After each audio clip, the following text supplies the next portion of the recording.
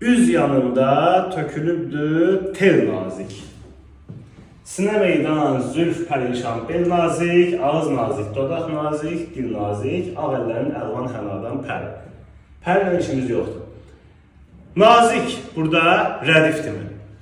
Nazik rədifdirmi? Çox tez-tez soruşulan qlobal bir sualdır və 90% hallarda da səhv cavablandırılan bir sualdır. Çox adam deyir ki, burada nazik rədif deyil, çünki şeirə ad verməyib, şeirə ad verən pəri sözüdür, ona görə pəri rədifdir. Tamamilə yanlış bir qaydadır, heç bir elmə əsası olmayan, heç bir müzakirəyə açıq olmayan bir məsələdir. Dəqiq, 100%, yəni heç bir şübhəsi olmayan bir məsələdir ki, nazik burada rədifdir. Yəni, rədif o demək deyil, təkcə beytin sonunda gəlsin və yaxud da bəndin sonunda gəlsin və həmin şeirə ad versin. Rədif məsnəvidə də ola bilər.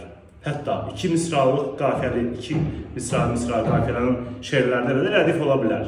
Və yaxud da qoşmadır. Axırıncı misradakı o rədif, şeirə ad verən rədiflə yanaşı, ilk 3 misra bir-birindən həm qafiyə olur axı. Orada da rədif ola bilər. Məsələn, burada nazik sözü rədifdir. Nazik rədifdir, çünki tel, bel, dil. Bunlar bir-birindən həm qafiyə sözlərdir. Rədifin qaydası nədir? Hər bəndin və yaxud da hər beytin sonunda gəlib həmin şeirə ad verən bir ifadədir deyə bir qayda varmı rədif üçün? Yox. Amma rədifin qaydası belədir.